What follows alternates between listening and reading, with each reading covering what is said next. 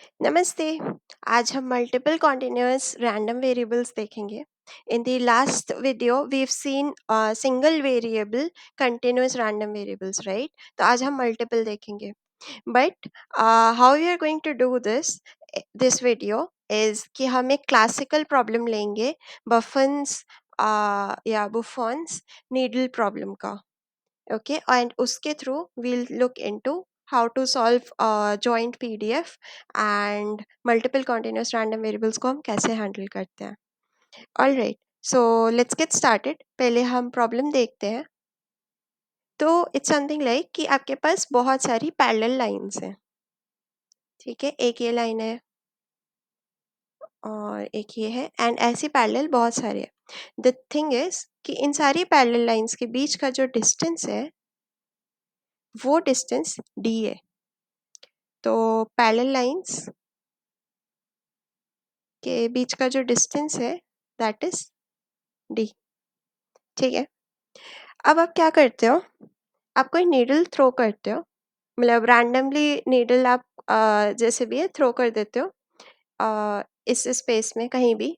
ऊपर नीचे नीचे करोगे तो वो ये वाला पैरेलल लाइन और नीचे डी वाला पैरेलल लाइन, उसके बीच का प्रॉब्लम हो जाएगा। तो लेट्स कंसिडर अभी ये प्रॉब्लम ये इसके अंदर में यहाँ पे आपने नीडल थ्रो कर दी, ये आपकी नीडल है, ठीक है? अब नीडल का भी कुछ लेंथ होगा। नीडल का लेंथ हमने लिया, नीडल का लेंथ है एल। नीडल का लेंथ जो है वो है एल। एंड एक कंडीशन हमने रखा कि जो एल है वो मेरा हमेशा डी से छोटा हो, ठीक है? ये कंडीशन हम लोग प्रॉब्लम में अज्यूम कर रहे हैं। तो now my question is, I want to find probability such probability that what is the probability कि आपका जो नीडल है वो इंटरसेक्ट करेगा किसी एक पैरेलल लाइन से, intersects any one of the parallel lines. Obviously क्योंकि एल अगर आपका डी से छोटा है, नीडल की लेंथ अगर डी से छोटी है तो आप इसको स्ट्रेट भी खड़ा कर दोगे तो भी वो दोनों पैरेलल लाइंस को कट नहीं करेगा, तो it would be cutting on just one parallel line, right?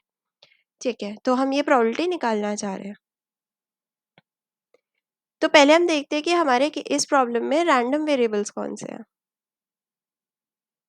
तो फर्स्ट लेट्स सी कि हमारे रैंडम वेरिएबल्स क्या हो सकते हैं।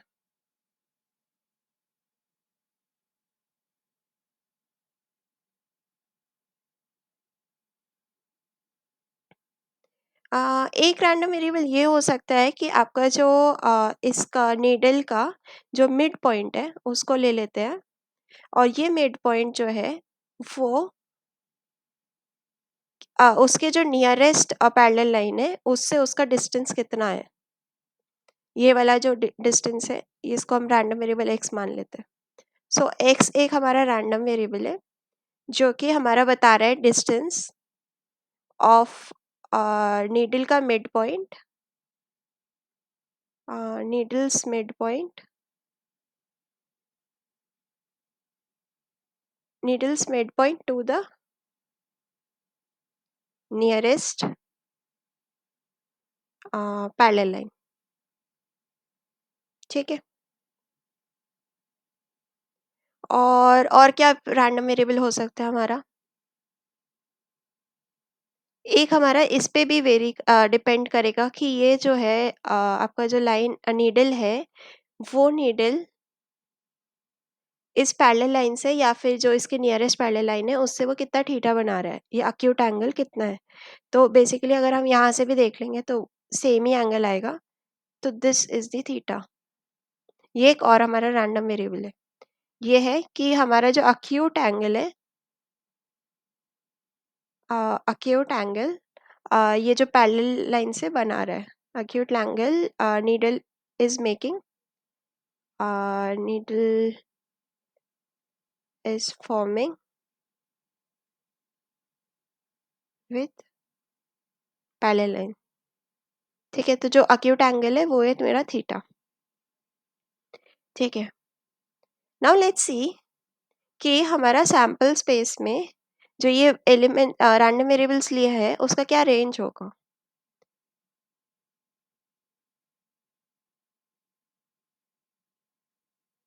तो जो x है वो एलिमेंट कहाँ से कहाँ तक हो सकता है, मेरा distance distance of the needles mid point two the nearest parallel line. तो इसकी वैल्यू मेरी 0 से d/2 तक हो सकती है, राइट? क्योंकि अगर d/2 से ज़्यादा हुआ तो वो दूसरे पैरेलल लाइन के क्लोज हो जाएगा, राइट? तो जो x है वो मेरा एलिमेंट है 0 से लेके d/2 तक, राइट? ठीक है, अब जो थीटा है, थीटा रैंडम वेरिएबल जो है इसके जो एलिमेंट्स होंगे वो मेरे उसका क्या रेंज होगा। जो हम बोल रहे थे अक्यूट एंगल, वो एंगल क्या बना रहा है पैरेलल लाइन से वो हम देखना चाह रहे हैं। तो ऑब्वियसली हमारी लिमिटेशन क्या होगा, 0 से 90, 90 से क्रॉस करा। अच्छा, दिस वाज योर ऑब्वियसली आप डिस्टेंस देख रहे थे तो परपेंडिकुलर होगा, ओके। तो 0 से 90 डिग्रीज, राइट? 90 से ज़्यादा हो जाएगा तो दूसरी तरफ वो एक्यूट बना रहा होगा। तो हमारा थीटा का लिमिटेशन आ गया 0 से π/2, okay. Okay, now let's see what else we can tell. अब हम ये देखते हैं कि हमारे जितने भी एक्स है, एक्स मतलब जो रैंडम वेरिएबल है, फंक्शन है, इसके जितने भी आउटपुट्स हमारे होंगे वो सारे आउटपुट्स जो है क्या वो सारे इक्वली लाइकली है।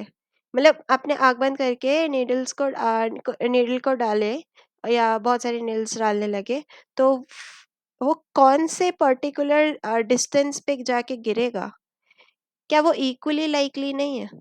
इक्वल प्रोबेबिलिटी है, राइट? कहीं भी गिर सकता है। तो अगर वो इक्वली लाइकली है and the same for theta, वो किसी भी एंगल में गिर सकता है एंड सबके गिरने की चांसेस बराबर है। तो what we can say from this particular sentence is कि हमारा जो x है और जो थीटा है वो दोनों ही both are following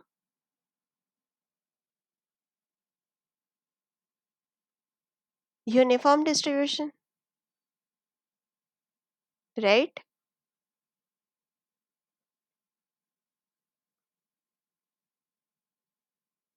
okay,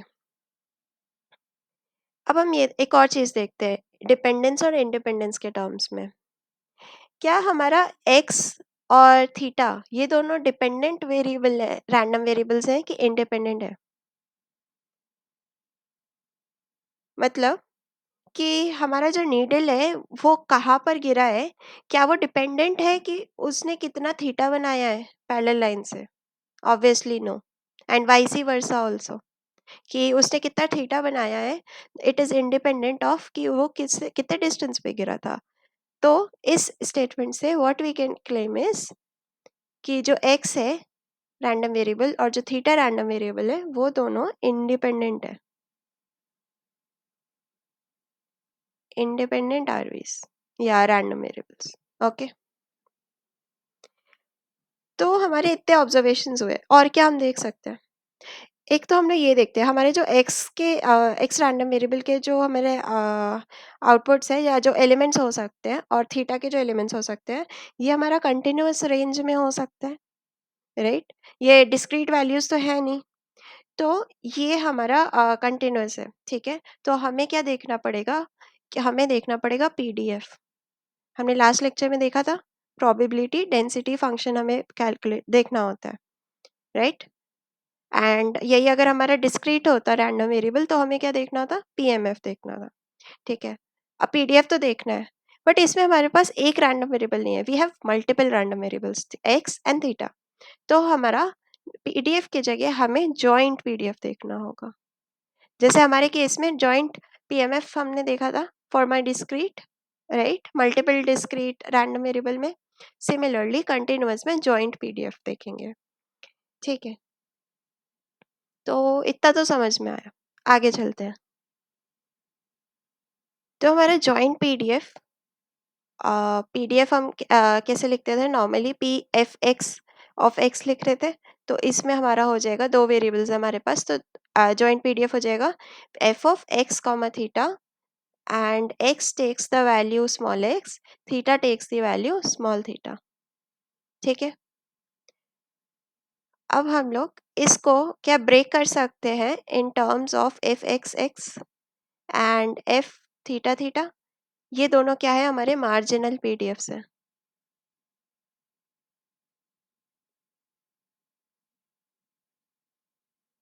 this one and this one. ठीक, ये हमने डायरेक्टली ऐसा क्यों लिखा, बिकॉज वी जस्ट सीन कि हमारा एक्स और थीटा जो है वो दोनों ही इंडिपेंडेंट रैंडम वेरिएबल्स हैं, राइट।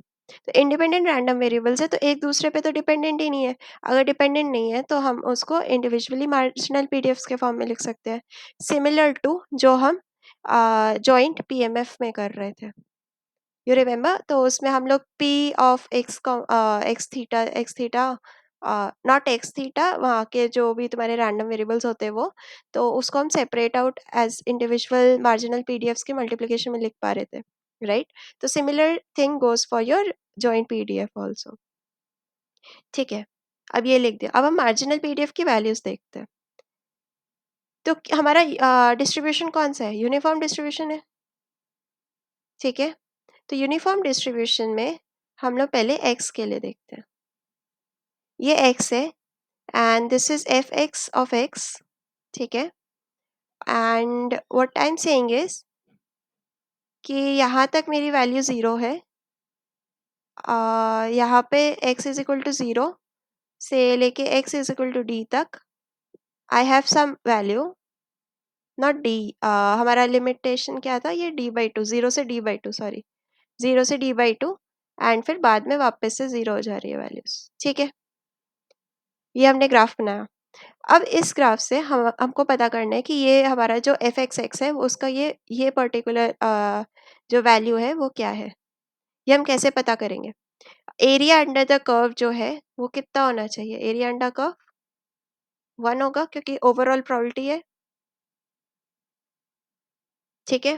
तो एरिया अंडर कर्व अगर 1 है तो ये क्या है, मेरा रेक्टेंगल है या स्क्वायर है, तो इसका डिस्टेंस कितना है मेरा d/2, और ये कितना है F X X some value जो हमें फाइंड आउट करनी है, ओवरऑल क्या होना चाहिए 1, तो एफ एक्स एक्स कितना आया 2/d, राइट।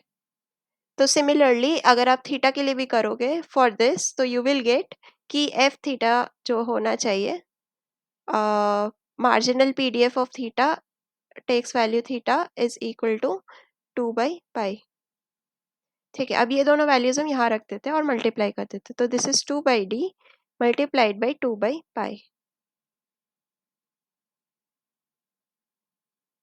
ठीक है। आई होप इतना समझ आया अभी तक। तो हमने जॉइंट पीडीएफ भी निकाल लिया, अब आगे चलते हैं।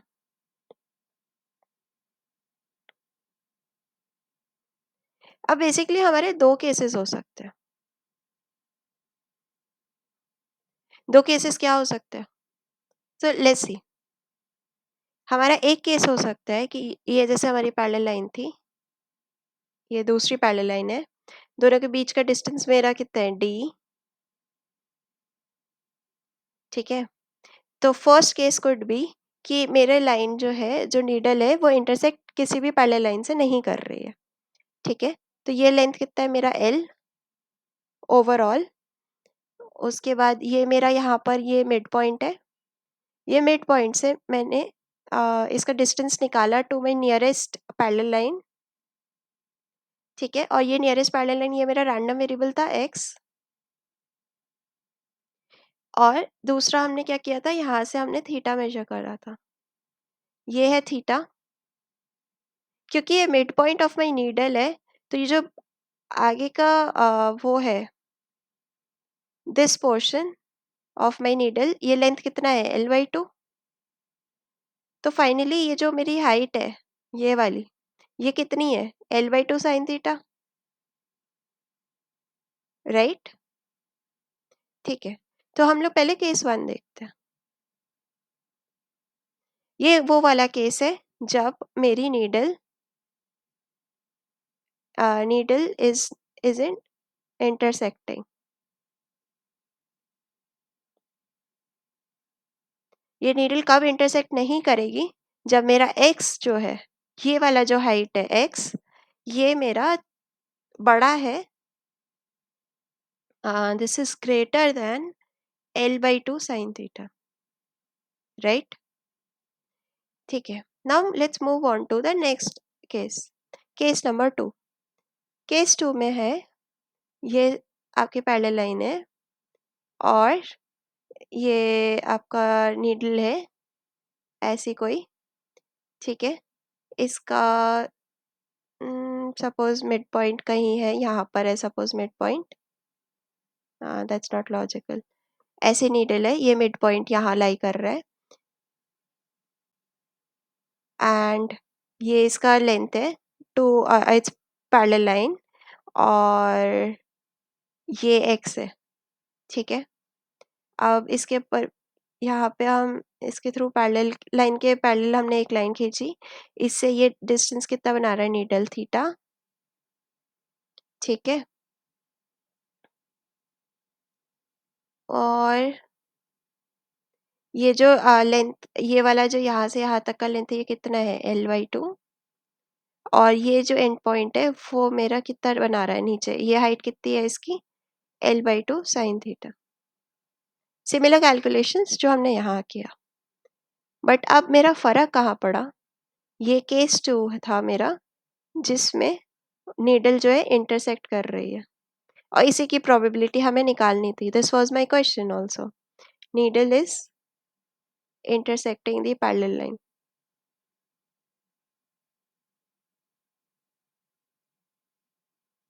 ठीक है? तो ये इंटरसेक्ट कब कर रही है? आई कैन से कि जब मेरा x जो है, ये वाला, इज लेस दैन या फिर equal to L/2 sin theta. So these are my two cases and I want to find the probability of case 2, ठीक है? तो इतना हमें समझ आया, लेट्स मूव अहेड। अब हम सब चीज को एक साथ लिखते हैं।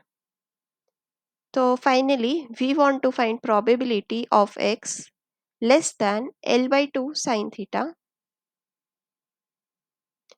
ठीक है? और प्रोबेबिलिटी के लिए हम लोग जो अंदर में पीडीएफ्स लिखेंगे, वो मेरा जॉइंट पीडीएफ होगा एफ एक्स कॉमा थीटा और x comma theta d x d theta, right? And some limitations. इसको अभी हम आगे वैल्यूज पुट करते हैं। Sorry, theta and this one x, ठीक है? तो ये हमने ऊपर में कैलकुलेट करा था, ये कितना था? F x theta, what was my joint PDF value? 2/d and 2/π। तो ये कितना हो जाएगा? दिस इज 2/d, 2/π और dx D theta. And limit क्या होगी? यहाँ पे कोई लिमिट आती है, वो अभी हमने लिखी नहीं थी ऊपर, यहाँ पे लिमिट डालते हैं। x के टर्म्स में क्या लिमिट है मेरा? x के टर्म्स में मेरा लिमिट है कि मेरा 0 से लेके L/2 sin थीटा, ये लिमिट है। और थीटा के टर्म्स में मेरी क्या लिमिटेशन है? कि थीटा मेरा 0 से π/2 में लाई करेगा, राइट? हमने ऊपर लिमिटेशन सेट करी थी, ठीक है? तो अब इसको आगे कैलकुलेट करते हैं।